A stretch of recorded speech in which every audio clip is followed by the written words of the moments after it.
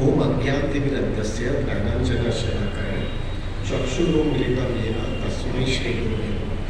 श्रीचैतन्यमनोभीष्टं स्थापितं येन भूतले स्वयं रूपा कदा मह्यं ददाति सा पदान्तिकं वन्देऽहं श्रीगुरुं श्रीयुतापदकमलं श्रीगुरुवैष्णवांश्च श्रीरूपं साग्रजातं सहगना रघुनाथं विहं सजीवं साद्वैतं सावधूतं परिजनसहितं कृष्णचैतन्यदेवं श्रीराधा कृष्णपादां सहगना ललिता श्रीशाखान्वितांश्च हे कृष्ण करुणा सिंधु दीनबंधु जगतपते गोपेशा गोपिकाकांत राधाकांत नमोस्तुते तप्त कांचन गौरांगी राधे वृंदावनेश्वरी वृषभानुस्तुते देवी प्रणमामि हरिप्रिये वाञ्छा कल्पतरुदशा कृपा सिंधु भजेवच पतितानां पावनेभ्यो वैष्णवेभ्यो नमो नमः। जय श्री कृष्ण चैतन्य प्रभु नित्यानंद श्री अद्वैत गदाधर शिवासादि गौर भक्तवृंद हरे कृष्णा कृष्णा कृष्णा हरे हरे हरे राम राम राम हरे हरे हरे कृष्णा कृष्णा कृष्णा हरे हरे हरे राम राम राम हरे हरे हरे कृष्णा कृष्णा कृष्णा हरे हरे हरे राम हरि बोल हरे कृष्ण। पहली बार आया हूँ मैं यहाँ पे। जीवन कृष्ण प्रभु उनके साथ में सालों से मेरा रिलेशनशिप है।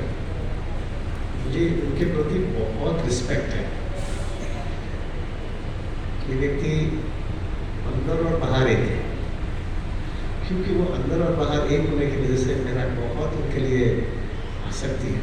तो जब भी वो कुछ भी कहते हैं तो मैं उसको स्वीकार कर लेता हूँ, क्योंकि आप लोग बहुत भाग्यवान हो। ये व्यक्ति के नीचे आप लोग भक्ति कर रहे हो। व्यक्ति के जीवन के अंदर जो है ना प्रभु, जो छल कपट नहीं होती है ना, वो व्यक्ति भक्ति के अंदर बहुत जल्दी आगे निकल जाता है। जीवन कृष्ण प्रभु इस बात है। तो मेरा रिक्वेस्ट है प्रभु, आप उनके साथ में अच्छी तरह से उनका एसोसिएशन लीजिएगा। मैं यहाँ पे पहली बार आया हूँ और मुझे मालूम नहीं था यहाँ पे इतना अच्छा हॉल है, इतने अच्छे भक्त लोग आते हैं। प्रभु जी ने मुझे बताया कि मैं रामायण के ऊपर बताऊँ। हकीकत में कहूँ ना प्रभु, मैं अगर प्रभुपा जी का एसोसिएशन मेरे जीवन में नहीं आता था तो हो सकता था कि मैं राम भक्त बन जाता था। मैं इतना अटैच था रामायण से। मैं जब छोटा था, तकरीबन आज से मैं बता, मुझे भी 63 चल रहा है, तो मैं तकरीबन 45-50 साल के पहले मैं रेगुलर अयोध्या जाता था। मैं रेगुलर अयोध्या जाता था। अयोध्या, अभी का अयोध्या जो अभी सब चल रहा है, सब पॉलिटिक्स में और जो भूमि का सब कॉन्फ्लिक्ट होने के पहले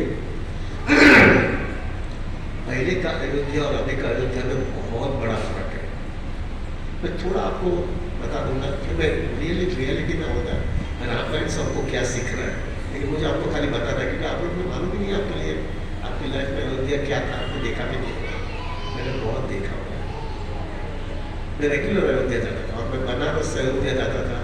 तो मुझे याद है दोपहर में 12 बजे गंगा यमुना एक्सप्रेस निकलती थी और 4 बजे जो है बच्चे लोग बहुत आवाज़ करते हैं।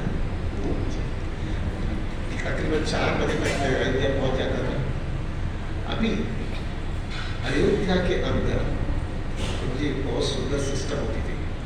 ये सब राम जन्मभूमि का एक कॉम्प्लेक्स, ये सब कॉम्प्लिकेशन होने के पहले सुबह में 3 बजे सुबह में पूरे अयोध्या के अंदर सुबह में 3 बजे से रामचरितमानस की चौपाई चालू हो जाती थी। आप कहाँ पर भी अयोध्या में रहोगे, तो आपको रामचरितमानस की चौपाई सुनते सुनते ही आप उठोगे। This was the rule of Ayodhya. क्या लोगों को ये पता ही नहीं है क्या चल रहा था। फिर सब लोग सुबह में जो है 3-3:15 बजे उठ करके मेजॉरिटी लोग, सब लोग अयोध्या में से जो है सब पैदल चलते चलते बड़ी भीड़ होती है रोड के ऊपर, सब रामघाट के ऊपर जाते थे दर्शन स्नान करने के लिए। रामघाट वो घाट है जहाँ पे रोज राम जी रोज सुबह में स्नान करते थे। वहां पे जो है प्रभु जी अयोध्या के साधु बहुत ही सिंपल है, इतने सिंपल, क्योंकि राम मर्यादा पुरुषोत्तम है। उनके साधु भी जो है इतनी मर्यादा से जीवन जीते थे कि उनका जो है ना, जो धोती भी होता है ना, इनमें सिर्फ एक ही धोती होती है, वो धोती छाती से चालू होता है, पैर तक होता था। एक धोती में वो लोग पहनते थे, एक ही धोती जो है, एक ही धोती जो है प्रभु जी वो कवर कर लेते थे। कोटिन होता था, एक धोती होता था और एक गमछा होता था। सुबह में 4 बजे भीड़ होती थी साधुओं की रामघाट के ऊपर, और ये रोज 365 दिन ये सिस्टम होता है। 3:30 पौने 4 बजे इतनी भीड़ होती है रामघाट के ऊपर। साधु लोग जो है अब उनके पास सिर्फ एक ही धोती होती है, एक धोती और एक कोटिन होता है और एक गमछा होता है। तो वो क्या करते थे, वो गमछा पहन करके पहले तो अपनी धोती और अपनी कोटिन को धो लेते थे, और धो करके वो धोती और कोटिन जो है सुखाते थे, और गमछा से वो स्नान करते थे। स्नान करने के बाद में वहाँ पे जो है राम सीताराम सीताराम सीताराम का भजन करते थे। तब तक उनकी धोती और गमछा सूख जाता था। वही धोती और गमछा पहन करके, कोटिन और गमछा को धोती पहन करके वापस निकल करते थे। इस वजह से शेड्यूल अच्छा। साधु लोग ने कभी भी, और साधु लोग का लाइफस्टाइल भी क्या सिंपल था, एक कभी भी जो है राम अयोध्या के अंदर मैंने मेरे समय में जब मैं करता था तभी मैंने एक भी साधु में कभी भी मेरे पास भिक्षा नहीं होती थी। मैं उनको पूछता था क्या क्यों पैसा नहीं, मैं तो मेरे से मांगते क्यों नहीं हो। तो वो एक बहुत सुंदर वाक्य बोलते थे कि अगर मैंने आपसे पैसे मांगा तो सीता मैया को जो है बहुत उसका अपमान हो जाएगा। माँ को ऐसा लगेगा कि मेरा बेटा जो है किसी से भिक्षा मांगता है, उसको मेरे पे विश्वास नहीं है। ये हिसाब से वो कभी भी भिक्षा नहीं मांगते थे।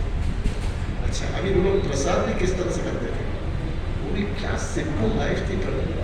वो लोग जो है क्या करते थे कि दो पत्थर बीच में रखते थे, और 2 पत्थर के बीच में वो जो झाड़ के जो पादड़ा सूखा पादड़ा वो सब जमा करते थे, उसको जलाते थे और 2 पत्थर के बीच में रखते थे। और फिर वो जो आटा होता है, वो आटा में सरयू पानी डालते थे, उसका पूरा बॉल जैसा बनाते थे, और उसको जो है अग्नि के नीचे बैठते थे और उसको बाटी बना देते थे। समझ में आ रहा है क्या?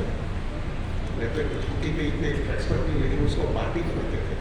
और वो बाटी जो है जैसे बन जाने के बाद में सीताराम सीताराम करके जो है ऑफर करते थे, और सभी का पानी और बाटी पी करके प्रसाद खत्म हो गया। इतना सिंपल लाइफ, इतना सिंपल लाइफ। अयोध्या के अंदर हार्डली कोई संबंधी होगा, ये सब मैं 45-50 साल पहले की बात कर रहा हूँ। इतना अट्रैक्शन था वहाँ पे। वहाँ पे हर एक 2 मंदिर के बाद में दूसरा तीसरा मंदिर होगा, तो वो मंदिर के अंदर कंटिन्यूस 24 घंटे का हरिनाम कीर्तन चलता रहता है, 24 आवर्स। कहाँ पे सीताराम सीताराम सीताराम चलता था, कहाँ पे श्री राम जय राम चलता था, कंटिन्यूस। और इतना सिंपल लाइफ, वहाँ के साधु लोगों का लाइफ स्टाइल इस तरह से होता था। प्रभु सुबह के टाइम में जो है वो स्नान करने जाते थे, स्नान करके वो गमछा धो करके, वो धोती धो करके वापिस पहन लेते थे। 4-4 बजे वहाँ से निकलते थे, अपने मंदिर में जा करके वहाँ पे मंगल आरती करते थे। मंगल आरती करने के बाद में वो लोग भी 3 लाख सीताराम का जप करते थे every day, which was testing about something like 8 to 9 hours. 9 से 10 घंटा वो सीताराम का जपा करते थे।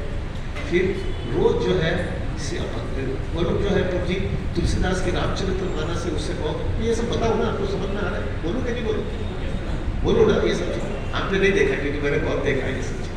मैं अगर मुझे प्रभुपाद नहीं मिले होते थे ना, तो मैं अयोध्या में बैठा होता था। सो एड्रेस हो जाती है। तो फिर जो है वहाँ पे जो है प्रभु वो जो है पहले जो है मंगल आरती करते थे, मंगल आरती के बाद हरिनाम करते थे।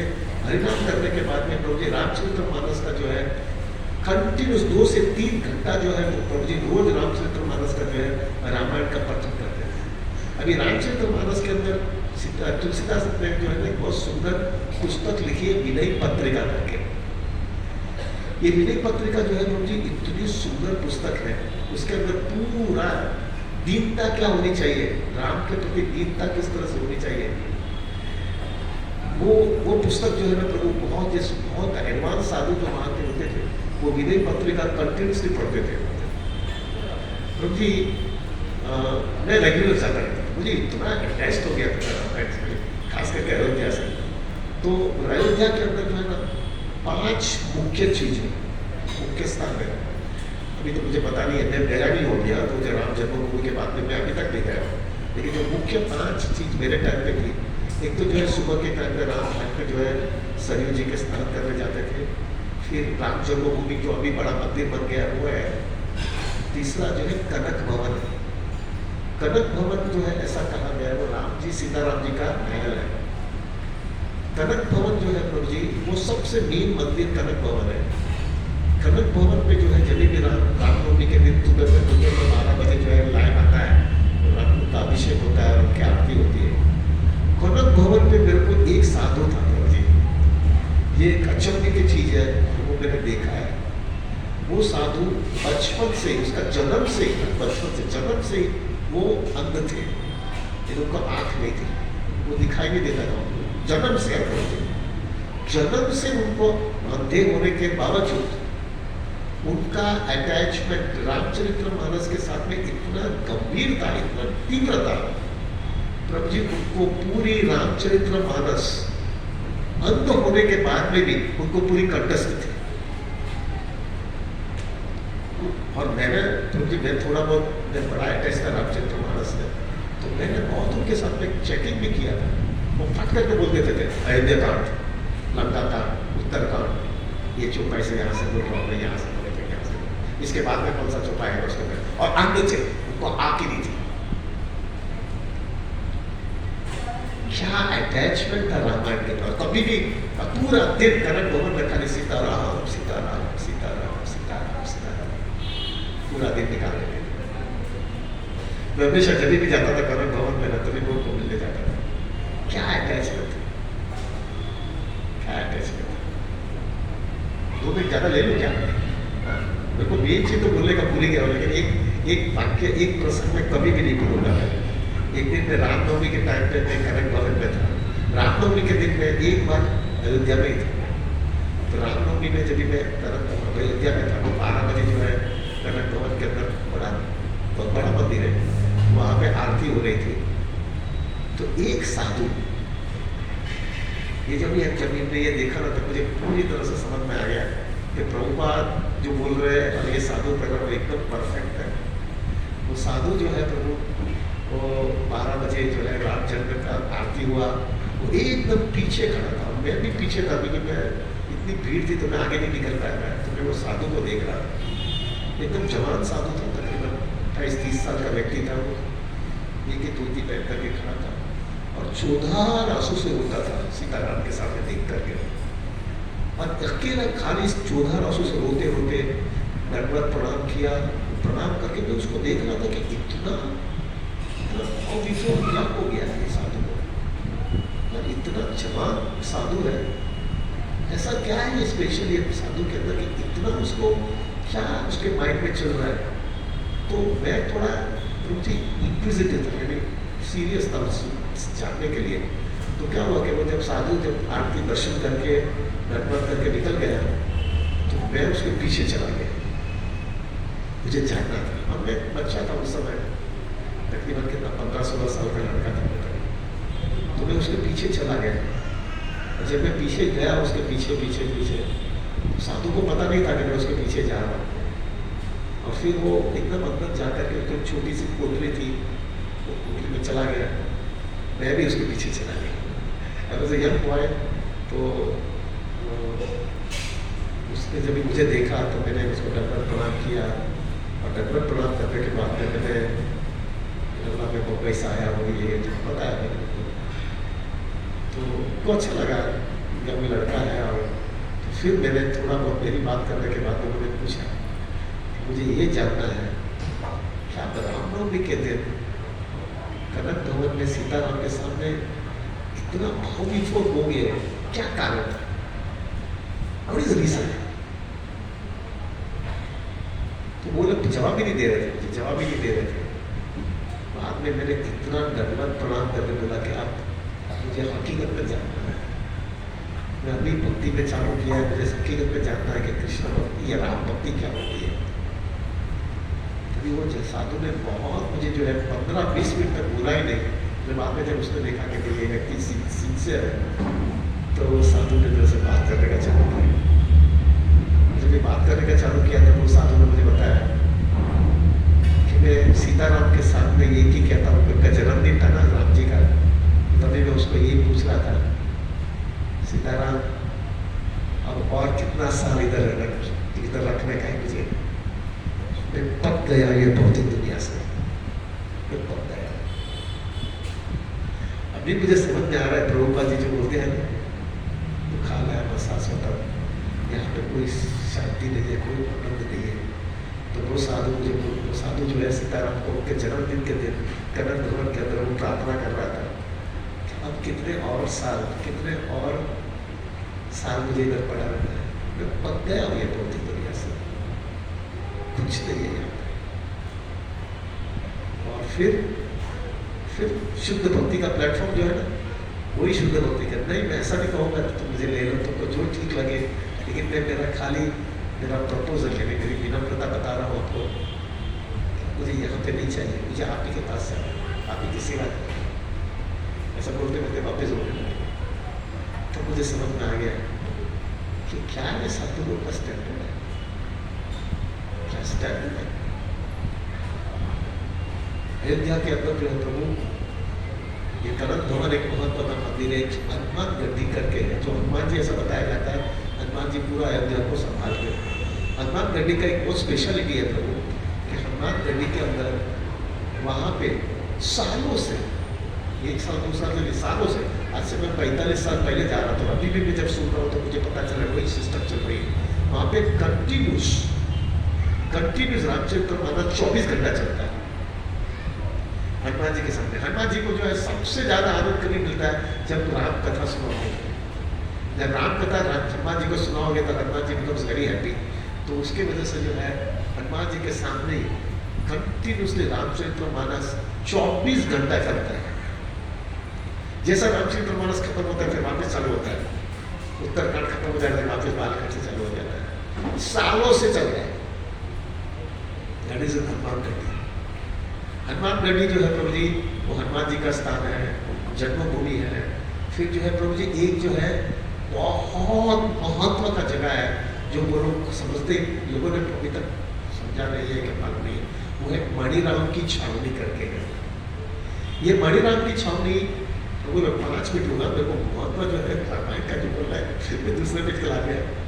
मणिराम की छावनी जो है वहाँ पे वो ऐसा मंदिर है प्रभु कि जो मंदिर के अंदर पूरी वाल्मीकि रामायण, तुलसीदास रामायण नहीं, रामायण जो है तुलसीदास जी ने रामचरितमानस लिखा है, और वाल्मीकि रामायण हम ज्यादा करके वाल्मीकि रामायण हमारे इस्कॉन में वाल्मीकि रामायण को प्राधान्य देते हैं। वो पूरी वाल्मीकि रामायण पूरी मार्बल के अंदर एंग्रेव किया है, समझ में आया क्या? पूरा लिखा हुआ है पूरी रामायण मार्बल। अभी मणिराम की छावनी के अंदर 4 गेट हैं, पूरा पश्चिम उत्तर दक्षिण। तो अयोध्या गया कि कोई गया नहीं है, मेरे जैसे ही आप गए, अच्छा आप ही गए। तो अयोध्या में जो है ना, अभी आप लोगों को देखा होगा नहीं मालूम नहीं है, मणिराम की छावनी के 4 गेट हैं, पूर्व पश्चिम उत्तर दक्षिण। मेरे समय में, अभी मुझे पता नहीं, अभी मैं जाऊंगा तभी भी देखूंगा। वो चारों गेट के ऊपर प्रभु अखंड हरिनाम चल रहा है, चारों गेट के ऊपर। एक जगह पे सीताराम सीताराम सीताराम चल रहा है, एक जगह पे श्री राम जय जय राम चल रहा है, एक जगह पे हरे कृष्ण महामंत्र भी चल रहा है। ऐसा चारों गेट और कंटिन्यूस 24 आवर्स चल रहा है। और मणिराम की छावनी जो है वहां पे ऐसा एक स्पेशलिटी है, कोई भी व्यक्ति 12 बजे जाएगा तो कोई भी साधु कोई भी जाएगा, मैं वहां पे जाता था, वहां पे जाओगे तो आपको प्रसाद मिलेगा। और उनका एक नियम है, वो कभी किसी से लक्ष्मी नहीं मांगेंगे, और अभी तक सालों से अभी तक चल रहा है।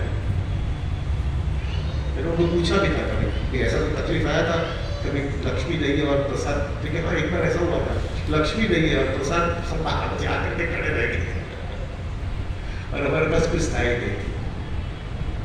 और उसी समय 11:30 के 11:45 बजे पूरी 2 ट्रक आ गई और बोला कि लखनऊ से आए हुए हैं और पूरा ग्रॉसरी सब भर करके निकाला। हमको तो उस समय इतना जरूरत था सब चीज़ का, हमने सब अनलोड किया और वो सबको सही करके वो चादर दे करके चला गया। हमने कुकिंग किया, ये सब किया। फिर बाद में जो हमको हुआ कि भाई ये तो हो तो गया, काम तो चलो हो गया, लेकिन ये कहाँ से आया है। हमने पूरा एड्रेस लेकर के लखनऊ में भेजा, वो कोई ऐसा जगह ही नहीं था। सीधा हमने वो पूरा भेज दिया था, पूरा 2 ट्रक। मणिराव की छावनी is very very famous place. Maximum साधु, अयोध्या के मैक्सिमम साधु, जो जीवन साधु है, वो सब मणिराव की छावनी के अंदर ही रहते हैं। वहाँ पे उस समय मेरे वक्त पे जब मैं जाता था तभी तकरीबन 350 से 400 साधु वहाँ पे रहते थे। शायद अभी तो कितने होंगे पता नहीं है, मैं गया भी नहीं हूँ। ये मणिराव की छावनी है। मणिराव की छावनी बहुत फेमस जगह, राम जन्मभूमि, फिर हनुमानगढ़ी, कनक भवन और सरयू नदी, ये सब है। और मोस्ट इम्पोर्टेंट थिंग, आगे जाकर के आप थोड़े आगे जाओगे तो जो है, जो भरत जहाँ पे रहते थे उसको जो है कौन सी जगह बोलते हैं कि जो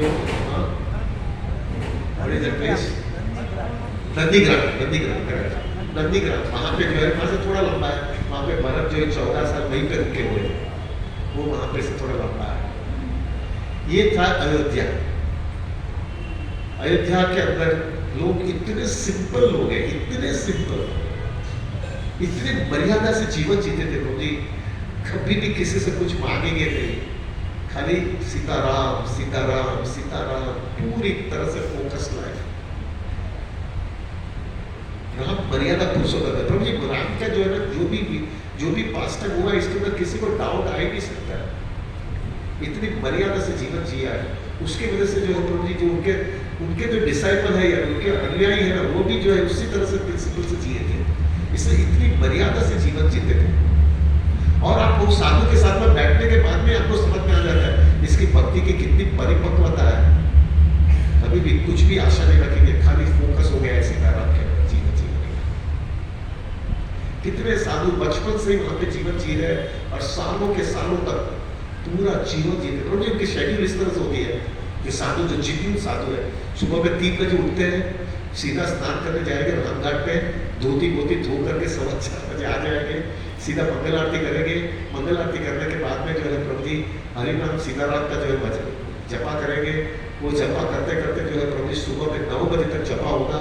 फिर बाद में रामचरितमानस का पाठ होगा। फिर 12 बजे तक पाठ होगा। 12 बजे का पाठ हो जाने के बाद में प्रभु जी प्रसाद लेंगे। प्रसाद लेने के बाद में फिर वापिस जपा चालू करेंगे। जपा करने के बाद में फिर रामायण के अंदर सब मंदिर में दर्शन करने जाएंगे और फिर शाम को जो है राम कथा में अटेंड करने बैठेंगे। This was the daily schedule. इतना परिपक्व जीवन जीते थे और एकदम simple life. This was Ayodhya. अभी मुझे अभी पता नहीं क्या ना, मैं come back to the most important की बात है, वो टाइम जाएगा तो बहुत इंपॉर्टेंट बात करना चाहता हूँ। इधर आया हूँ तो रामायण क्या है, महत्व का ये है कि आज हमारे लिए रामायण क्या है। हम प्रभुपाद के अनुयायी हैं, हमने हरे कृष्ण आंदोलन में जीवन जिया है, हमारे लिए रामायण क्या है। देखिए प्रभु जी, कृष्णा भक्ति डेफिनेटली हमको जो प्रभुपाद जी ने दिया है वो बहुत ऊंचा तत्व दे दिया है कि हरे कृष्ण महामंत्र का जप करिए, 16 माला कम से कम करिए, 4 नियमों का पालन करिए और मेंटेन कंसिस्टेंसी बराबर करिए, तो आप जो है कृष्ण भक्ति के अंदर पूरे ऊंचे तत्व के अंदर आप आ जाओगे। सब्जेक्ट तो आप पूरी कंसिस्टेंसी मेंटेन करो, अच्छा भक्तों के संग में जियो। लेकिन एक चीज वो भूल जाते हैं कि इतना करने से पहले अगर जो प्रिंसिपल हमारे कृष्ण भक्ति के अंदर होना चाहिए, बेसिक जो प्रिंसिपल होना चाहिए, वो अगर बेसिक प्रिंसिपल हमारा लाइफ के अंदर बराबर परिपक्व हुआ नहीं है तो हमको कृष्ण भक्ति के अंदर इतनी जल्दी सक्सेस नहीं मिलेगा। क्या वो प्रिंसिपल्स है? वो प्रिंसिपल्स जो है प्रभु इंटीग्रिटी यानी मेरे को पता नहीं है इंग्लिश में हिंदी में क्या बोला जाता है। आपकी लाइफ के अंदर पूरा अंदर और बाहर प्रिंसिपल से जीवन जीते, इंटीग्रिटी, कैरेक्टर। तुम्हारा कैरेक्टर जो है, तुम्हारा आचरण एकदम परफेक्ट होना चाहिए। इंटीग्रिटी, कैरेक्टर, सैक्रिफाइस, आप दूसरे के लिए छोड़ देना चाहते हो सब चीजें। सेल्फलेसनेस, सबको देना है, कुछ आशा नहीं रखते हो। कंपैशन, करुणा, ट्रूथफुलनेस, जो भी बोला है वो सही बोला है, सत्य बोला है।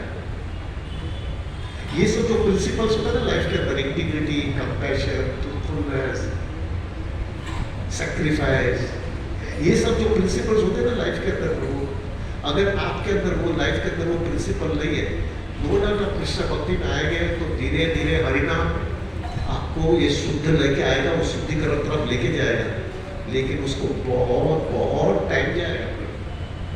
अगर आपके पास ये सब प्रिंसिपल्स बराबर इतने फिक्स है,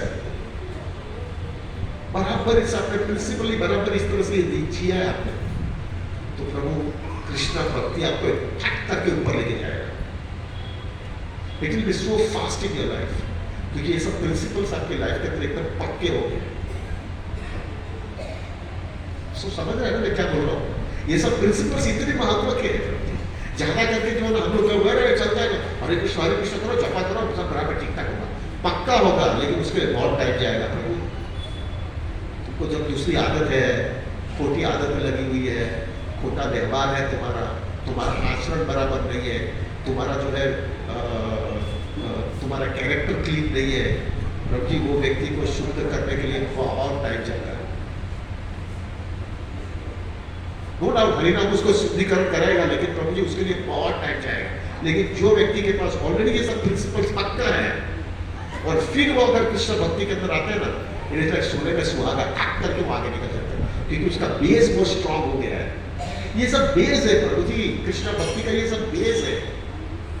अगर ये बेस जो है तो आपके पास नहीं होगा ना प्रभु, कृष्ण भक्ति में आगे निकलना बहुत कठिन है। आप देखना प्रभु जी, हमारे ग्रुप के अंदर कोई भी डिवोटी होगा, उसका अंदर ये सब जो चीज हमने डिस्कस किया, उसके अंदर उसका किधर भी उसका तकलीफ होगा ना प्रभु जी, वो उसका हृदय में शुद्धिकरण बहुत टाइम लगता है इसका आने के लिए। लेकिन जिसके अंदर ये सब प्रिंसिपल्स बराबर से चला गया है ना प्रभु जी, उसको कृष्ण भक्ति बहुत सरल हो जाती है, उसका अंदर और बाहर एक हो जाता है। प्रभु तो समझ में आ रहा है ना मैं क्या बोल रहा हूँ? यू अंडरस्टैंड है? तो माता जी इसके अंडरस्टैंड, ये पूरी तरह से क्लैरिटी आ जानी चाहिए। ये सब प्रिंसिपल्स इतना महत्व का है, और ये सब प्रिंसिपल्स जो है ना प्रभु रामायण के अंदर, अगर व्यक्ति के अंदर रामायण जो है ना पूरी तरह से उसने बराबर से रामायण का सहारा बराबर लिया है, ये सब प्रिंसिपल्स उसके जीवन में आते हैं। अगर जो व्यक्ति ने रामायण का सहारा लिया है तो ये सब प्रिंसिपल बराबर से समझ में आ जाता है किस तरह से जीवन जीना चाहिए। हर एक कैरेक्टर रामायण के अंदर जो है ना प्रभु जी, मुझे हुआ कि रामायण हमने सबको रामायण बताया, हमको सब पास्टर से बताया, पास्टर को मुझे हुआ कि मैं चर्चा नहीं करना चाहता हूँ, लेकिन मुझे ऐसा लगा कि मैं ऐसे ऐसे रामायण के जो पात्र है, उसका जो पात्र है, जो कैरेक्टर है, वो एक एक पात्र के पास सबसे क्या शिक्षा प्राप्त कर सकते हैं। ये जो हम लोग जो हमने सब ये डिस्कस किया, वो सब शिक्षा जो है एक एक पात्र ने बताया, और अगर ये पात्र को हम बराबर से समझ लेना हमारी लाइफ के अंदर, हमारी कृष्ण भक्ति के अंदर बहुत स्मूथनेस आएगी, बहुत स्मूथनेस आएगी। बेसिकली क्या है प्रभु, हम लोग ने ये प्रिंसिपल्स बराबर देखा नहीं है रामायण में। 10-11 पात्र, बहुत पात्र है, लेकिन मैं 10-11 पात्र का चर्चा करूंगा। मैं जितना हो सके उतना जल्दी करने की कोशिश करूँ। 9:45 कितना बजे शुरू करूँगा है 9:40, ठीक है। मैं धीरे धीरे फटाफट खींचते जाता हूँ। पहला, राम का पात्र। जी देखिए, हमको सब रामायण के अंदर राम जी का पात्र बहुत बराबर है, प्रिंसिपल वाले थे, निर्णय वाले थे, कहाँ पर भी किसी के में इनजस्टिस नहीं किया, वो सब चीज़ है। एक जो महत्व का बात चीज जो हम लोग नहीं समझे, हमको ये सीखना है कि व्यक्ति के जीवन के अंदर आपको बहुत बड़ा सपना दिया जाता है, और दूसरे दिन ही आपको बहुत उल्टा से दिखाया जाता है, और फिर भी जो है आपका मेंटल स्टेबिलिटी के अंदर जरा भी गड़बड़ नहीं होता है। ये मैच्योरिटी अगर हमारे जीवन में नहीं होगी तो हमारे जीवन में बहुत बड़ा संघर्ष होगा।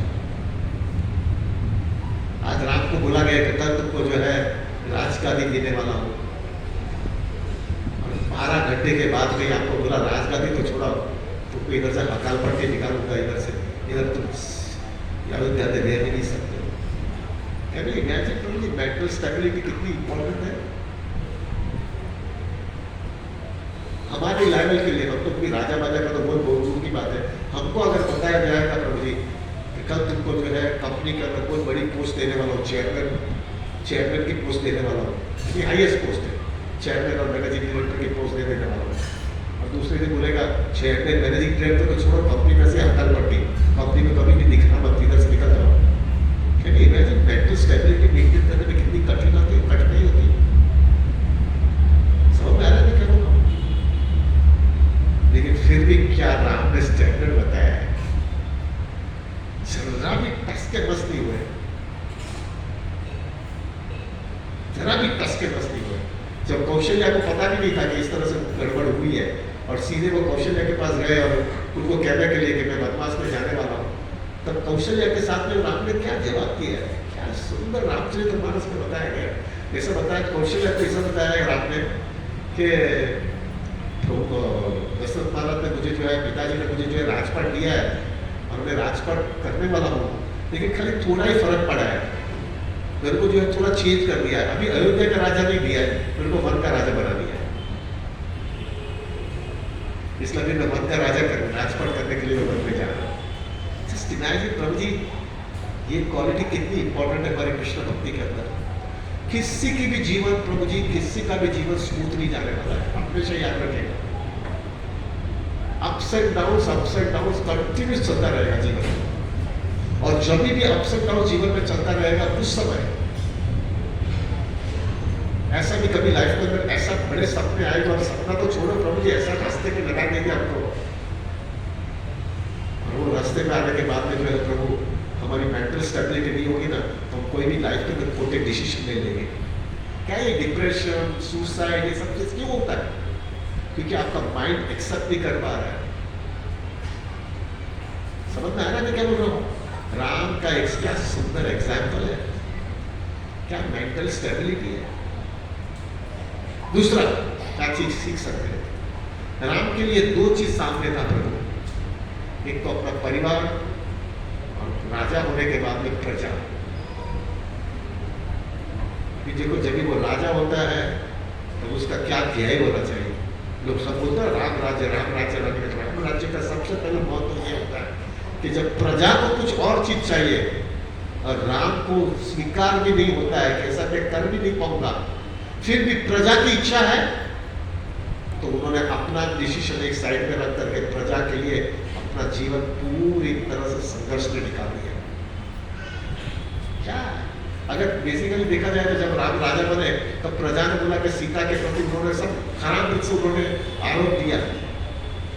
बेसिकली सीता मैया was a very chest woman, उनका अग्नि परीक्षा हो गया था अयोध्या में, अरे लंका में अग्नि परीक्षा हो गया था, और राम को पूरी तरह से पक्का है कि सीता इज वेरी चेस्ट, लेकिन प्रजा ने बोला कि हमको वैसी रानी नहीं चाहिए। राम कह सकते थे नहीं मैं रहने वाला उसके साथ, लेकिन आपको पता है अगर रामायण में आप जाओगे ना प्रभु जी, एक रामायण के अंदर बहुत सुंदर बताया गया, राम को छोड़ना नहीं था, सीता का त्याग नहीं करना था। सीता ने राम को कहा आप जो है राजा हो, और आपके लिए प्रजा महत्व का है, आपका परिवार सेकेंडरी है, आपको मेरा त्याग करना चाहिए। Sita is telling to Ram, देखो क्या स्टैंडर्ड है रामायण का प्रभु जी, क्या स्टैंडर्ड है। आप आपके जो है परंपरा के अंदर, आपके जो है रघुकुल के सब परंपरा के अंदर आप जो है बराबर आदर्श दिखा नहीं रहे हो। प्रजा आपके परिवार से महत्व का है। राम पूरी तरह से हृदय को दबा करके सीता का त्याग करना पड़ा है प्रजा के लिए। अच्छा, उसका ये मतलब नहीं है कि राम जो है दुखी नहीं हुए, और राम ने अपनी जवाबदारी पूरी नहीं की है। एक बार जो है लोगों के लिए जो है राम ने जो है सीता का त्याग किया प्रजा के लिए, लेकिन उन्होंने अपना जीवन कैसा जिया, hard core stand of character. Ram ने जो है प्रभु जी राजा होने के बाद में उन्होंने वापस शादी नहीं किया। सीता जमीन पे सो रही है वनवास उनका त्याग करने की वजह से, राम भी राजा होने के बावजूद भी वो जमीन पे ही सोए हुए हैं। राम ने कोई भी चीज जो है अपना राजा का जो है महत्व समझ करके जो कुछ भी उसका एंजॉयमेंट, ये खाने का, ये देखने का, ये सुनने का, ये करने का, सब चीज छोड़ दिया। क्योंकि सीता उस तरह से तपस्या कर रही है, मैं इधर अयोध्या में हूँ, राजा बनने के बाद में भी मैं वही तपस्या करूंगा। खाली बाहर से मैं राजा हूँ, जवाबदारी में कहां पर भी कॉम्प्रोमाइज नहीं करूंगा। क्या स्टैंडर्ड है प्रभु जी, जरा देखो भैया क्या स्टैंडर्ड है। हम लोग ये तो देखते ही नहीं है। हार्डकोर कैरेक्टर, प्रजा के लिए कुछ भी, मैन एब्सोल्युटली इक्विपॉइज्ड। बहुत कैरेक्टर होगी, मेरे को 10-11 लेने का है, मैं जल्दी जल्दी खत्म करूंगा। राम बाद में जाएगा अब सीता के पास। क्या कैरेक्टर है सीता का जी। मैंने आपको पहले ही बताया, सीता ने राम को बोला तू मेरा त्याग कर। बाप रे, कौन माता जी करने वाली है? आप मेरा त्याग करो, नहीं तो आप राजा नहीं बनाए। आप तो रघुकुल का जो है परंपरा आप बराबर फॉलो नहीं करो। अच्छा, अभी आप देखेंगे ना सीता का कैरेक्टर, आप देखोगे प्रभु, सीता का जब भी शादी हुई, अयोध्या, अगर जनकपुर से अयोध्या आई, और अयोध्या में सिर्फ ऐसा बताया गया है कि सिर्फ वो 1 ही साल रही है और उसका वनवास हो गया। यानी वनवास राम को हुआ, लेकिन वो चली गई राम के साथ। अच्छा, अभी वनवास करने के बाद में राम राजा बने, और राजा बनने के बाद में खाली 1 या 1.5 साल ही वो रही है अयोध्या में, राम ने उनका त्याग कर दिया। अगर आप देखा जाएगा ना प्रभु जी, सीता ने मैक्सिमम टाइम अपने जीवन का पूरा समय उन्होंने वनवास में ही रही है। पहले वो 14 साल वनवास में रही, और फिर बाद में जब राम ने त्याग किया तो वाल्मीकि ऋषि के आश्रम में रही। पूरा समय उन्होंने वनवास में रही है। लेकिन प्रभु जी क्या सीता का भावना है प्रभु जी, कहां पर भी एब्सोल्युटली नो कंप्लेन। कितनी माता जी कर सकती है? एब्सोल्युटली नो कंप्लेन, कोई कंप्लेन ही नहीं। वहां तक कि राम ने सीता का जब त्याग किया, तभी वो सगर्भा थी, शी वॉज प्रेग्नेंट, और उनको ट्विंस हुए, लवकुश। सीता ने जो है राम के बच्चे हैं, पूरी तरह से जो है पूरा जस्टिस दिया, और वहां तक जस्टिस दिया है प्रभु जी कि राम के प्रति उनके भावना लवकुश का कहां पर भी गड़बड़ पहुंचा है। पूरा कमिटमेंट है, एब्सोल्युटली नो कंप्लेन। थोड़ा अंदाज लगाओ यार, राजा की पत्नी, और बेसिकली अगर देखा जाए तो सीता का क्या कसूर था? सीता का क्या कसूर था? वो अपने पति के लिए सेवा करने के लिए तो वनवास गई, उसको तो वनवास नहीं दिया गया था, करेक्ट? अच्छा, एक कोई भी माता जी का कोई भी एक स्वभाव होता है, सेवा का एटीट्यूड होता है। कोई भी आता है तो उसकी सेवा करने के लिए कुछ भी कुछ देगा। वो रावण जो है वो साधु बन गया और उसको फल देने गई, एक बार से क्वाइट नेचुरल थे, उसको उसका कसूर था क्या? उसके सिर्फ भावना जो थी उसके ऊपर, उसका कोई कसूर नहीं था प्रभु, फिर भी क्या उसने सहन किया है लाइफ के अंदर। अच्छा, फिर भी सहन करने के बाद में जब पूरा पास में उत्तराखंड के बाद में जाओगे तो कुछ आखिर में प्रभु जी जब लवकुश ने जब रामायण बताया और फिर बोला कि सीता को सामने लेके आओ, तब सीता को जब सामने लेके आए और कंफर्म किया कि लवकुश राम का ही बच्चे हैं, तब सीता को पूछा गया तुमको क्या कहना है आखिर में? तो क्या सीता ने कहा है प्रभु जी, क्या स्टैंडर्ड है देखो रामायण का। सीता क्या कह रही है कि मुझे मालूम है राम भी मेरे प्रति पूरे चेस्ट है और मैं भी राम के प्रति पूरी चेस्ट हूँ, और अगर मुझे पूछा गया तो मुझे क्या चाहिए तो मैं भगवान से यही प्रार्थना करती हूँ कि जन्म जन्मांतर कभी भी मेरा जन्म हुआ है स्त्री का तो मुझे रामी पति चाहिए। अरे बाप रे, इतना अन्याय हुआ है, तो मुझे रामी पति चाहिए, मुझे इसी तरह से उसकी सेवा करनी है। Absolutely no complain. प्रभु ये स्टैंडर्ड है, ये रामायण बता रहा है। अगर व्यक्ति के जीवन के अंदर ये स्टैंडर्ड आता है तो कृष्ण भक्ति कैसी आती है प्रभु जी। This is Sita. आगे चलो आप लक्ष्मण, क्या हार्डकोर व्यक्ति का डिटर्मिनेशन था, क्या दृढ़ता थी।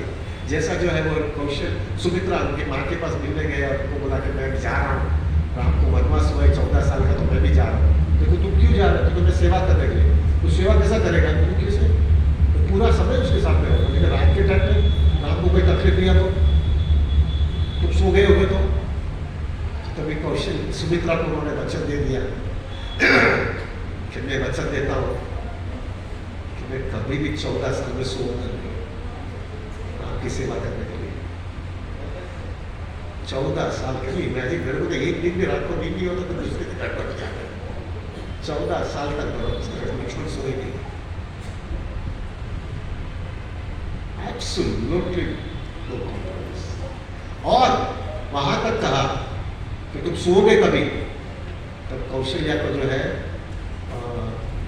सुमित्रा को जो है लक्ष्मण ने कहा कि जब मैं 14 साल के बाद में जब राम के साथ में आऊंगा तुमको दंडवत प्रणाम करूंगा, और जब तब तुम बोलोगे मुझे कि अभी तुम सो सकते हो तभी मैं सोऊंगा, तब तक मैं सोऊंगा ही।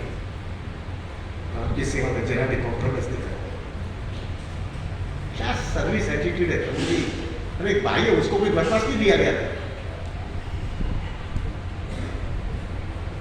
और कुछ भी कह सकता था ना वो, उसको कुछ इच्छा नहीं हो सकती थी क्या कुछ। अगर जब आपको पता है वो पास तक फॉलो करा कि वो जब भरत आए थे राम को मिलने के लिए, भरत मिलाप हुआ था, उसके पहले जो है लक्ष्मण ने देखा कि पूरा सेना आ रही है राम को मिलने के लिए, तो उनको डर लगा कि भरत कुछ हमको मार लेना चाहता है, फिर हमेशा के लिए राजपाट रखना चाहता है, तो उनका माइंड में थोड़ी गड़बड़ हो गई थी। तो उन्होंने लक्ष्मण ने भरत राम को बोला अभी मैं उनके साथ में लड़ाई करूंगा और पूरी तरह से भरत का पूरा आर्मी सबको विनाश कर दूंगा। तो राम ने एक बहुत टेस्टिंग पॉइंट डाला है लक्ष्मण के साथ, और राम ने लक्ष्मण को कहा लक्ष्मण तुमको पता नहीं है भरत क्या है, लेकिन नहीं मुझे मालूम है, लेकिन जो है हमारी पोजीशन इतनी खराब होती है, आदमी को घुमा देती है। फिर बाद में राम ने कहा है वाक्य, रामचरित मानस में बहुत सुंदर बताया है। राम ने भरत को लक्ष्मण को कहा कि मैं ऐसा करता हूँ, भरत को मैं ऐसा कहता हूँ कि तुम मेरे साथ में सेवा करने आ जाओ, और लक्ष्मण तुम जो है भरत की जगह पे तुम राजपाट करो। और मैं दावा के साथ में कह सकता हूँ लक्ष्मण भरत एग्री करने वाला है, वो इधर आ जाएगा, तुम चले जाओ, तुम राजपाट करो। लक्ष्मण को टेंशन आने लगा, अरे बाप रे राम ऐसा करेंगे तो क्या करा लगा, तुम मेरे को कुछ नहीं चाहिए, तुम जो बोलो मना करे, मुझे नहीं जाना, मुझे तुम्हारी सेवा करना। क्या स्टैंडर्ड है थोड़ी, क्या स्टैंडर्ड है, हार्डकोर डिटर्मिनेशन, और एब्सोल्युटली कोई इच्छा नहीं है मेरे पास। लक्ष्मण। आगे चलो प्रभु जी, भरत जी एक चीज याद रखिएगा, ये तो है ना भरत का तो जो है पात्र इतना ऊंचा पात्र है कि अयोध्या कांड का जो लास्ट चौपाई जो तुलसीदास ने अयोध्या कांड के एंड में लिखा है ना, वहां तक तुलसीदास ने अयोध्या कांड के अंदर एंड में लिखा है कि अगर भक्त को जो है ना अच्छी तरह से भक्ति करना है तो वो राम का विचार ना करे, भरत का विचार करे, तो उसकी भक्ति जल्दी आगे बढ़ेगी। वहां तक बोल दिया। कितना हाई स्टैंडर्ड ऑफ कॉन्सियसनेस है। कोई भी व्यक्ति कभी भी कोई भी जवाबदारी लेता है, राजपाट जवाबदारी रिस्पॉन्सिबिलिटीज लेता है, वो रिस्पॉन्सिबिलिटी लेता है, लेकिन उसकी बेनिफिट कोई भी लेता नहीं है। प्रभु जी मिलना असंभव है। भरत जो है ऐसा व्यक्ति था जिसने पूरी राजपाट संभाला है 14 साल तक।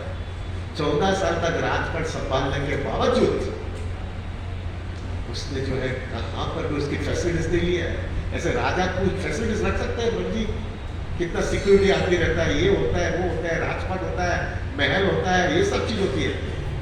प्रभु जी सब जवाबदारी किया है, और वो भी अयोध्या में रह करके नहीं, नंदीग्राम में रह करके। अच्छा, नंदीग्राम में रहने के बाद में भी वहां पे जो है कोई फैसिलिटीज नहीं बनाई है। वहां पे ऐसा किया है कि जो राम का स्टैंडर्ड जो है वनवास में था, उससे ज्यादा ऑस्टेरिटी किया है।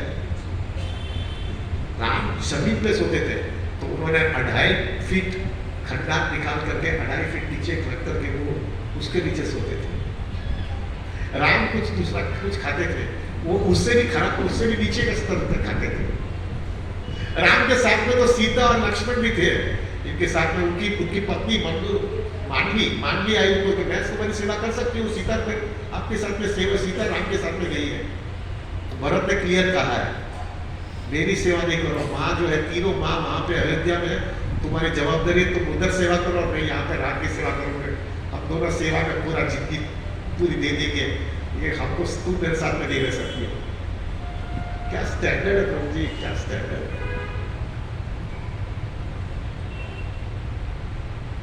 ऐसा बताया गया है प्रभु जी कि जैसा वो 14 साल जैसा खत्म हुआ उसको राम, ऐसा बताया गया है प्रभु जी कि तुलसीदास दशरथ महाराज ने जो है ना एक दिन रुके कि भाई कल सुबह में रात को मैं जो है राज्याभिषेक करूंगा, और एक रात रुके, उसके तरफ सब गड़बड़ हो गई। तो भरत ने तो वहां तक कर लिया था कि जैसा राम आए, ऐसा बताया गया पुष्प वाटिका में, जैसे अयोध्या से, अरे लंका से जब भी अयोध्या में आए पुष्प वाटिका से, भरत ने ऐसा करके किया, उसी समय राम का राज्याभिषेक हो जाना चाहिए। मुझे एक दिन भी रुकना नहीं, कुछ गड़बड़ हो जाए। कैन यू इमेजिन, क्या व्यक्ति डिटैच्ड है प्रभु जी, जिसने 14 साल राजपट है, उसको ऐसा अटैचमेंट तक राजा बन गया हो ना, राम का है, राम की सेवा करके निकल जाना चाहता। ऐसा बताया गया है प्रभु जी, जब भी ये गुरु ना चलता है ना बराबर, जब भी ना गुरु है ना, जब भी ऐसा बताया गया, जब अयोध्या जब पुष्प वाटिका से जब अयोध्या में सीताराम, लक्ष्मण, हनुमान सब लोग आए, तो उसके पहले हनुमान जी को राम ने भेजा कि तुम जरा चेक करके आओ कि भरत की बुद्धि बिगड़ तो नहीं गई ना। अगर उसकी बुद्धि बिगड़ गई कि उसने 14 साल से राजपाट किया है, मतलब ऑस्ट्रेलिया किया होगा, लेकिन फिर नशा बहुत खराब है ना, पोजीशन का, पावर का नशा बहुत खराब है, तो मैं चला जाता हूँ वापस। तो हनुमान जी भरत को मिलने आए, वो आखिरी दिन था 14 साल का। राम ने बोला था कि मैं 14 साल का एक दिन भी रुकूंगा नहीं, मैं अयोध्या आ जाऊंगा। तभी भरत ने कहा था कि तुमने मुझे कहा है 14 साल तक जवाबदारी करने के लिए, पूरी तरह 14 साल की जवाबदारी करूंगा, लेकिन 14 साल के बाद में एक दिन भी तुम लेट आ रहे, तब भरत को नहीं देखोगे। और जब हनुमान जी जब भरत को मिलने आए, तभी भरत जो है क्या कर रहा था पता है मुझे, वो खुद अपनी चीता बना रहा था, लकड़ी लगा करके बिठा रहा था कि सूर्यास्त तक मैं रुकूंगा, अगर सूर्यास्त तक राम नहीं आया, मैंने मेरी जवाबदारी खत्म कर लिया है, आई लीव माई लाइफ, मैंने मेरी पूरी जवाबदारी खत्म कर ली है। क्या स्टैंडर्ड है प्रभु जी, क्या स्टैंडर्ड है। This is Ramayan Prabhu, this is Ramayan. सीधा हनुमान जी भागे, बोला आप जल्दी आ जाओ भाई, गड़बड़ हो जाएगा। और जब भी आए तब सबको बताया गया कि राम आने वाले, तो सब अयोध्या वासी को, सबको नंदीग्राम बुलाया गया, सब माताएं आ गए, वशिष्ठ मुनि आ गए, सब आ गए, सब अयोध्या वासी आ गए। और उस समय पहली बार 14 साल के बाद में, जब भरत जब वहां पे चित्रकूट में मिलने के बाद में फिर राम और भरत का मिलाप नहीं हुआ था, तो 14 साल के बाद में जब भरत और राम मिले और पहली बार वो एक दूसरे ने आलिंगन दिया है, दे एम्ब्रेस ईच अदर, तब पूरा अयोध्यावासी सबको ऐसा लगा है। और तुलसीदास रामायण के अंदर बहुत सुंदर लिखे हैं कि कोई भी कह नहीं सकता था इसमें राम कौन और भरत कौन है। इतनी उन्होंने तपस्या कर लिया था प्रभु जी, पूरी तपस्या करके एब्सोल्युटली पूरा जीवन दे दिया और इमीडिएटली बोला कि राज्याभिषेक, दूसरा कुछ नहीं बीच में, कल तुम राजा बन जाओ। दिस इज भरत प्रभु जी, कहाँ ये सब दुनिया में देखने मिलने वाला है। हमारे लाइफ के अंदर तो प्रभु व्यक्ति जब पावर आ जाता है तो पावर को बराबर पकड़ करके रखता है, कोई भी हालत में पावर नहीं छोड़ना चाहता है, पोजीशन नहीं छोड़ना चाहता है। ये व्यक्ति ने तो पावर पोजीशन को खाली सेवा किया, उसकी कोई बेनिफिट, उसका कोई फैसिलिटीज नहीं लिया, और जब भी जो व्यक्ति का पावर था वो जैसा आया उसका इमीडिएटली दे दिया और उनकी लाइफ वैसे के वैसे पहले के जैसे कर दिया। What a life. आगे चलो, कितना मजा है, और लोगों ने मंदिर थे, फिर आगे दशरथ। प्रभु जी लोग जो है खाली ऐसा बातें करते हैं, दशरथ इतना अटैच था कैकेयी से, इसलिए ये सब गड़बड़ हुआ। प्रभु जी थोड़ा डीप में जाओगे तो समझ में आएगा, अगर जो व्यक्ति इतना अटैच होता है ना अपनी पत्नी के साथ में, वो व्यक्ति का चेकिंग पॉइंट क्या था? चेकिंग पॉइंट ये था प्रभु के, जब जो है दशरथ ने जो है जब पता चला कि भाई अभी तो राम चले गए वो वनवास के लिए, क्योंकि वो वचन था इसलिए वो चले गए, उन्होंने इमीडिएटली सुमन को भेजा कि तुम, सुमन उनका मेन प्राइम मिनिस्टर था, मेन मिनिस्टर था, उनको बोला जाओ तुम जाओ उसको लेके आओ, जब तक वो नहीं तब तक तुम आओगे, तब तक मैं कैसे भी करके जीऊंगा, तब तक मैं रहूंगा, लेकिन आप लेके आओ।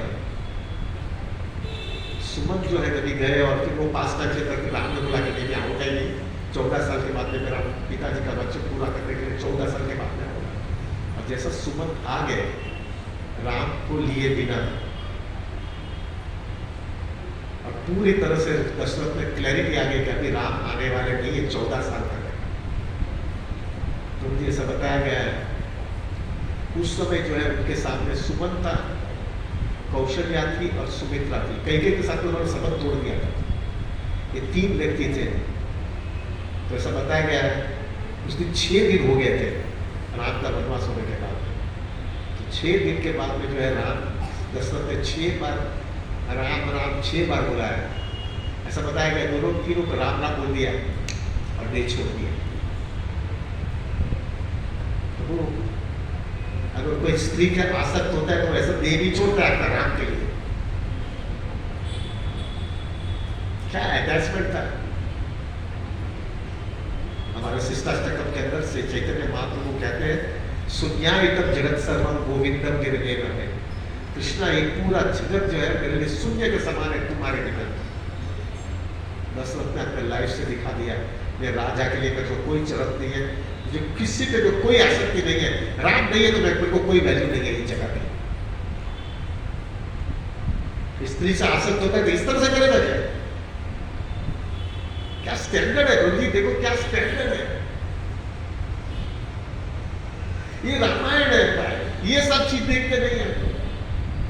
और ये सब सिद्धांत हमारे जीवन में होगा ना तभी जो है प्रभु हमारी कृष्ण भक्ति इतनी थक करके आगे निकल जाएगी।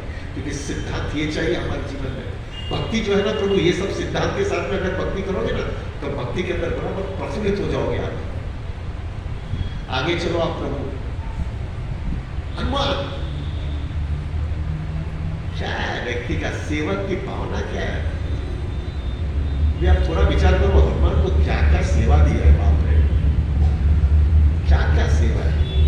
सब कॉम्प्लिकेटेड सेवा करो जी। सीता को ढूंढ के लेकर आए, कहाँ से ढूंढेगा?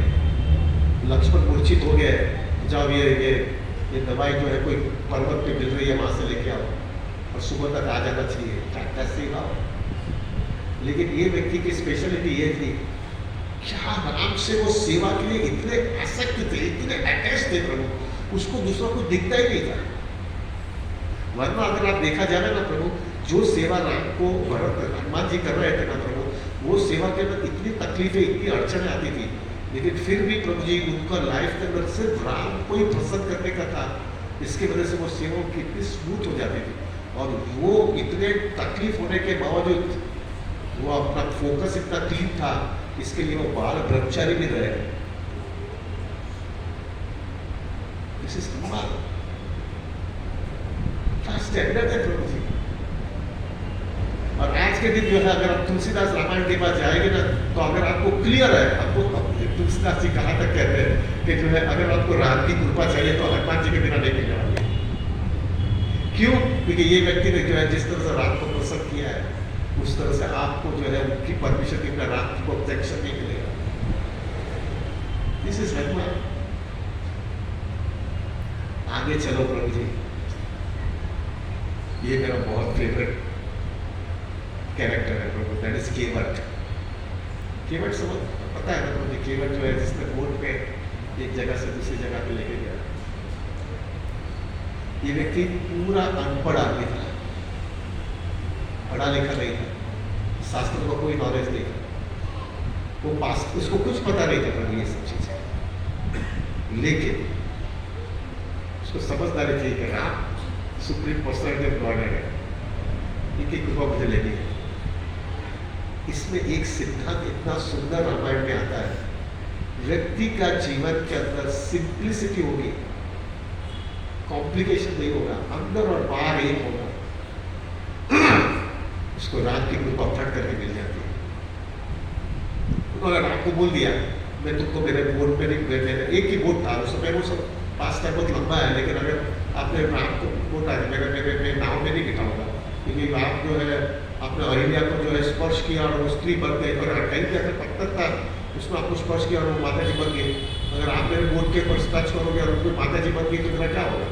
उसको संभालना कैसे? मेरा तो खानदानी भी बंद हो जाएगी। सी वो आदमी में जिस तरह से कर रहा था, लेकिन उसकी भावना क्या थी कि पहला मैं तुम्हारा चरण धो लूँ, सब सब सब अंदर से सब जो कुछ भी रज होगी वो सब रज निकाल दूँ और फिर बैठो। रामायण में जो है प्रभु जी, पूरी रामायण अगर आप जाओगे ना, तो ऐसा एक भी प्रसंग नहीं आया है जहाँ पे राम ने जो है सामने से बोला है तू मेरा चरण धो लो, और ये केवट को बोला गया है जहाँ चरण मेरा धो लो। और केवट ने पूरी तरह से बोला मैं तुम्हारे से कुछ नहीं लेकर आ रहा हूँ, मटेरियल चीज कुछ भी नहीं दूंगा।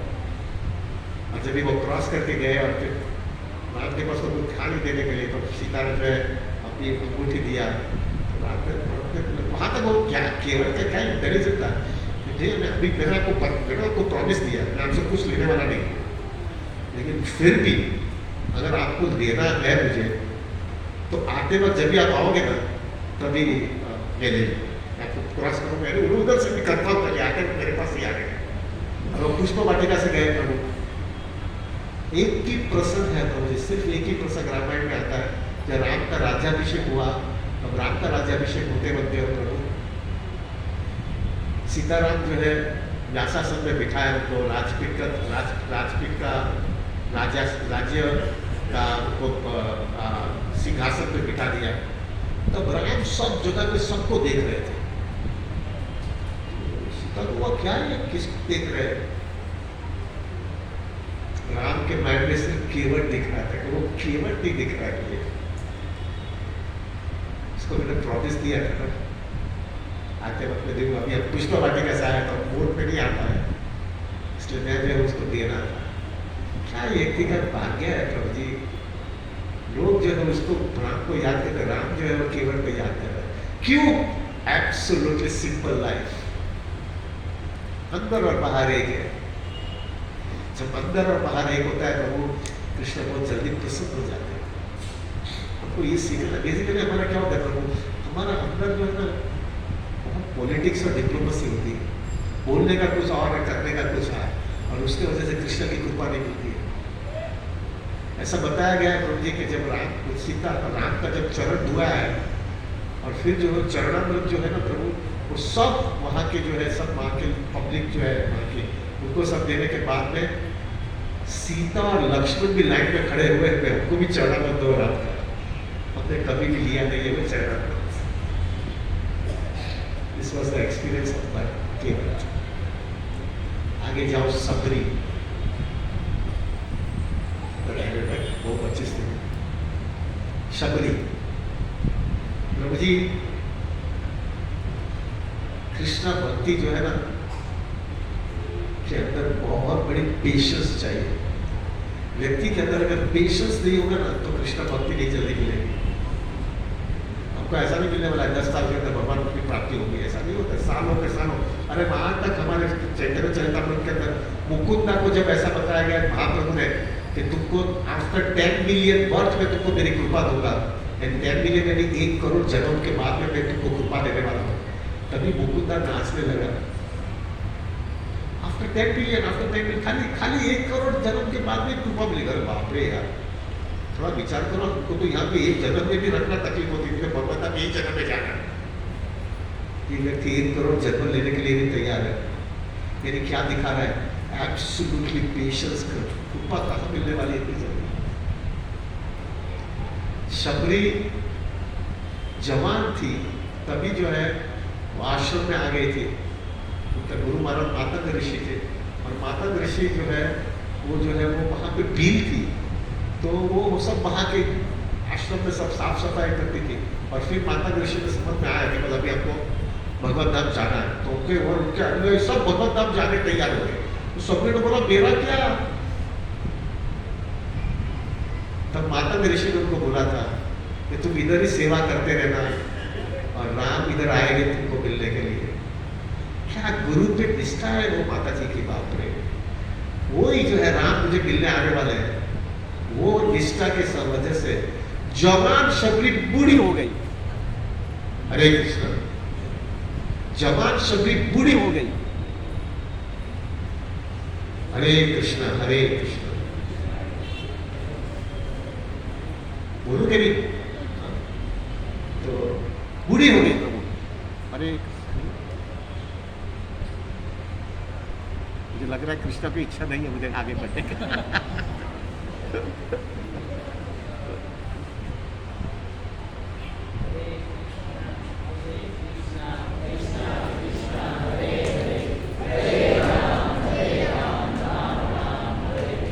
हरे कृष्ण करो। तो बूढ़ी हो गई माता जी, लेकिन उसका पूरे दिन खाली एक ही मेडिटेशन, राम आएंगे आज। पूरा रोड साफ करती थी, अच्छा फल फूल बनाती थी, सब चीज बराबर से डेकोरेशन करते थे। राम आएंगे, उनके फल होंगे, ये करोगे, और शाम तक राम नहीं आते थे। वापिस ठंडी हो जाती थी, वापिस सुबह में वही एंथुसियाज्म, आ जाएगी आ जाएगी आ जाएगी, करते करते पूरी जिंदगी निकाली है प्रभु, लेकिन उसका उत्साह नहीं दिख गया है। प्रभुपाद जी हमेशा कहते थे enthusiasm is the basis of Krishna consciousness. आपके लिए उत्साह जो है वो कृष्ण कॉन्शियसनेस का एक बेसिस है। उत्साह अगर आपके कृष्ण कॉन्शियसनेस में नहीं रहेगा तो आप कृष्ण भक्ति नहीं कर पाओगे। सबरी ने वही उत्साह और वही पेशेंस दिखाया। राम आए, मालूम है वो पास्टर कितना अच्छा है। सबरी बेचारी बिल थी ना, उसको वैष्णव एटिकेट राम के साथ में कैसा व्यवहार करना पता नहीं था। तो राम को जो है ना वो बोर होता है ना, मालूम है ना, वो चक करके देती थी। मीठा हुआ तो राम को दो, और बाद में देख खट्टा होगा तो साइड में वो चक चक करके राम को देती थी। और लक्ष्मण को हुआ कि ये क्या है, ये कुछ एटिकेट है क्या, चक करके देते हैं। और राम को समझ में आ गया कि वैष्णव अपराध कर रहा है, उसको कैसे समझाया जाए, ऐसा तो बोल नहीं सकते, तुमको ऐसा नहीं करना चाहिए। तो राम ने भी इतना सुंदर सिस्टम बनाया। एक जो है ना, एक राम ने एक सभी ने खा करके मीठा बैठ दिया, उसको राम को दिया, और राम ने थोड़ा खाया और बोला लक्ष्मण ये तो इतना मीठा है, इतना मीठा है, तुम चख करके देखो। तो अभी राम ने भी खाया था उसमें से, लक्ष्मण ना नहीं बोल पाया और लक्ष्मण को खाना पड़ा। तो अभी लक्ष्मण को समझ में आ गया Ram doesn't appreciate me this way. बोल तो नहीं सके, ऐसा नहीं कर सकते, इतने शुद्ध भक्त है उसके साथ में ऐसा नहीं कर सकते। और फिर सबरी जब राम जा रहे थे तो बोला अभी मैं क्या करूं, मैं इधर क्या करूंगी, अभी मैं आपके लिए तो जी रही थी। उसी समय राम ने उसको भगवत उपदेश दिया। इसी सबरी क्या पेशेंस है प्रभु, क्या पेशेंस रखा हुआ है। आगे चलो आप अहिल्या, प्रभु ये तो हमारे लिए बहुत इंपॉर्टेंट है, ये पास्ट है। कोई भी यहाँ पे भौतिक दुनिया में ऐसा व्यक्ति नहीं है जिसने अपनी लाइफ में पूर्ण नहीं किया है। कोई भी ऐसा व्यक्ति नहीं है जिसने अपनी लाइफ के अंदर गड़बड़ नहीं किया है। ज़्यादा करके तो क्या होता है प्रभु, हम जो है किसी को बोलते ही नहीं, हम हमारे अंदर ही अंदर घूमते रहते हैं, हमारे पास नहीं बोलते हैं।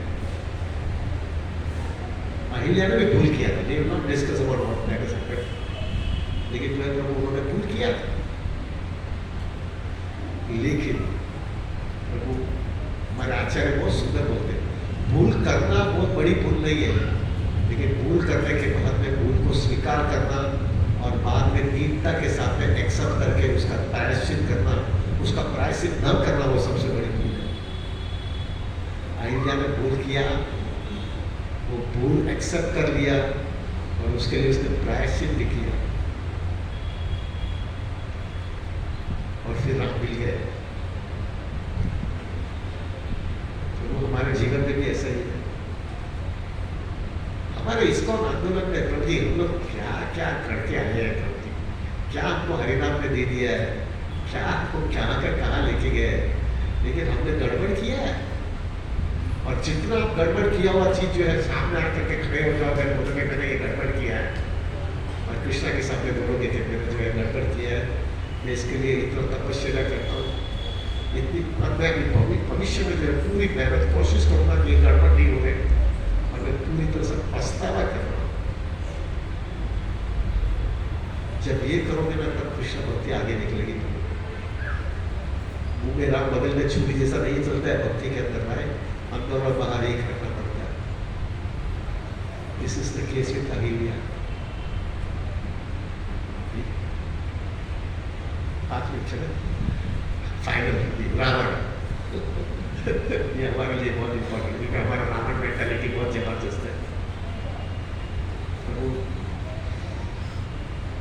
रावण से क्या सीखना है? लस्ट, काम, अगर आपने बराबर कंट्रोल नहीं किया तो आपको बर्बाद कर देगा। देखिए रावण का खाली लस्ट जो है पूरा उसको बर्बाद कर दिया।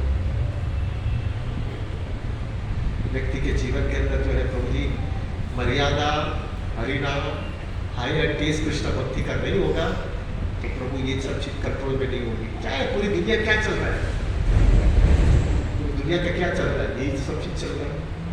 कितनी मर्यादा से जीवन जीना चाहिए ये कोई समझ नहीं पा। Ravan is an except example. दूसरा तो ये सीखना है, सोने की लंका होने के बावजूद भी जब तक अंदर की शांति और अंदर का आनंद नहीं होगा तो ये सब चीज दुख में ही होने वाला है। You will never be happy unless you are not happy from within. और अगर जो व्यक्ति के अंदर जो आनंद है वो फिर किधर भी रहे, वो किधर भी रहे वो आनंदित ही रहने वाला है। लेकिन जो है रावण का एक सबसे एग्जाम्पल है कि प्रभु सब चीज होने के बावजूद भी वो दुखी था क्योंकि उसके इंद्रियों पर संयम नहीं था। तीसरा वो रावण सबको ये सीखना है, अगर आपके अंदर फॉल्स प्राइड होता है ना, अंदर से अहम बहुत बड़ा ऊंचा होता है ना, तो आपको अच्छे व्यक्ति भी आपको जो भी सलाह सूचना देता है वो भी आप स्वीकार नहीं करोगे और फाइनली आपका पता नहीं होगा। रावण का जो है प्रभु जी व्यक्ति का जो है आप देखेंगे तो उसको सब लोगों ने कितना अच्छी सलाह सूचना दिया है। उनका भाई विभीषण ने कितना सुंदर सलाह दिया है, हनुमान ने सलाह दिया, और उनकी पत्नी मंदोदरी ने भी कितना सुंदर सलाह दिया, लेकिन अंदर का फॉल्स प्राइड इतना स्ट्रॉन्ग था, किसी का सलाह नहीं लिया और फाइनली सब पूरा उसका परिवार सबका पतन हो गया। तो सीखना है इसलिए जो है कृष्ण भावना व्रत के अंदर ऐसा बताया गया, ह्यूमिलिटी, दीनता is the basis of Krishna consciousness. इसमें हमारे महाप्रभु जो है कहते थे, कृष्णा कविराज गोस्वामी जो है चैतन्य चैतन्य में कहते हैं, ये जो सिस्टर संगम के जो 8 वर्ष है उसके अंदर जो तीसरा वर्ष में तेणारपि सुनिचेना तरोरपि शेषना ममानी ने माना देना कीर्तन ये स्नानी, ये जो वर्ष है ना, ये जो है ना, ये जो माला होती है उसका पैंडल बोला जाता है ना, पैंडल जो माता जी लोग माला पैंडल करते वो पैंडल एक बड़ा अट्रैक्शन देता है बराबर। कोई भी कृष्ण भक्ति के अंदर जो है ये 8 वर्ष में से जो ये तीसरा वर्ष में तेणारपि सुनिचेना is a pandal of Krishna consciousness.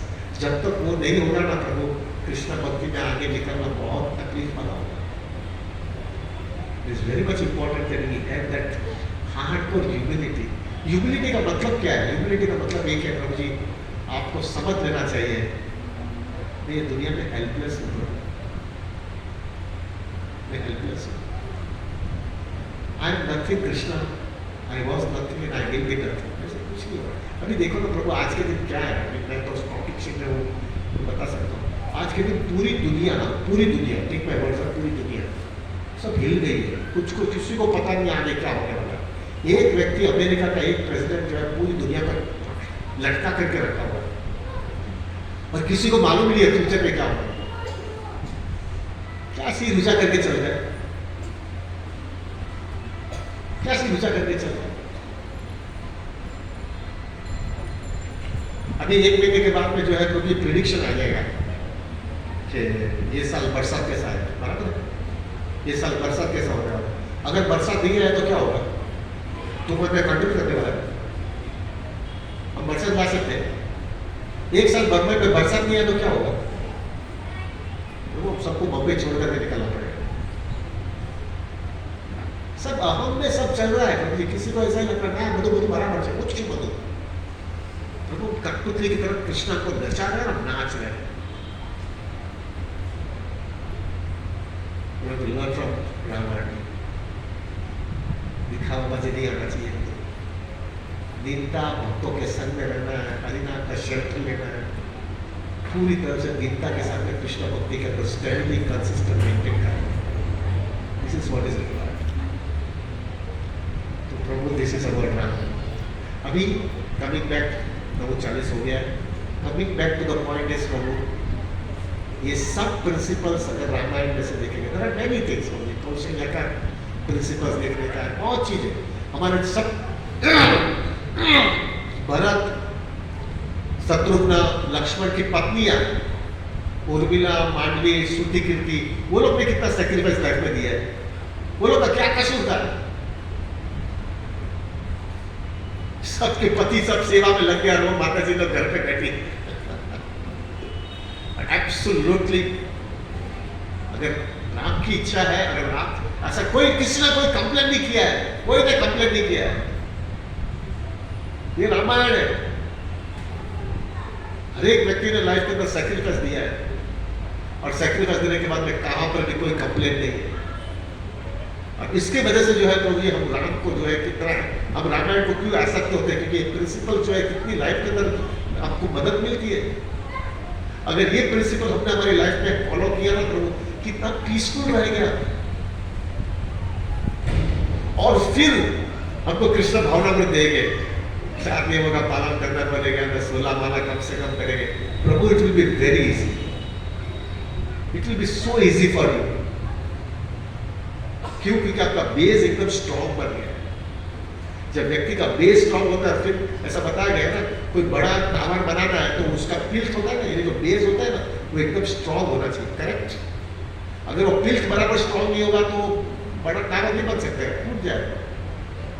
प्रभु, रामायण की principle is like a pill of Krishna consciousness. अगर वो पिल्ट जो है ना, वो जो उसका बेस इतना स्ट्रॉन्ग हो जाएगा ना, तो वो स्ट्रॉन्ग की वजह से जो है कितना भी बड़ा तुम टावर बनाओ, बहुत घाट तक लेके जाओ, तब भी तुमको कोई फर्क नहीं पड़ेगा, बिकॉज प्रिंसिपल्स बहुत स्ट्रॉन्ग है। सो दिस इज रामायण प्रभु। सो मेरा रिक्वेस्ट है प्रभु, आप, रामनवमी है ना मेरे ख्याल से ये संडे के बाद में, उसका बाद में संडे को रामनवमी है, meditate in all this principles. और मेडिटेट करके प्रभुपाद जी हमारे परंपरा को हम बोलेंगे, आई एम सो ग्रेटफुल, मुझे ये बेस, मेरे को कृष्णा प्रभुपाद मेरे को ये बेस दे दो, ये प्रिंसिपल्स मेरी लाइफ में दे दो। और ये प्रिंसिपल्स अगर मेरी लाइफ में आ जाए तो कृष्णा भक्ति मेरे लिए बहुत सरल हो जाए। It will be very simple for me to follow Krishna consciousness.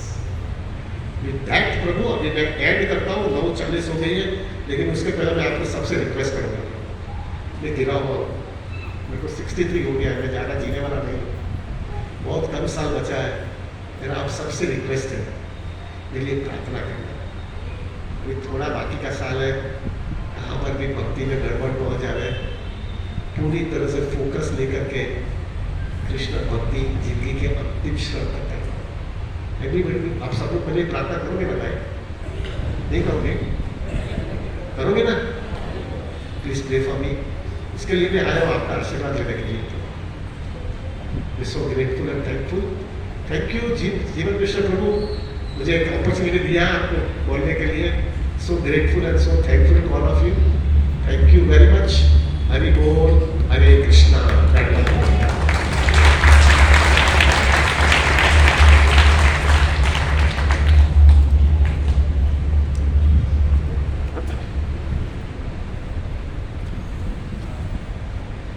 Hare Krishna, Krishna Krishna, Hare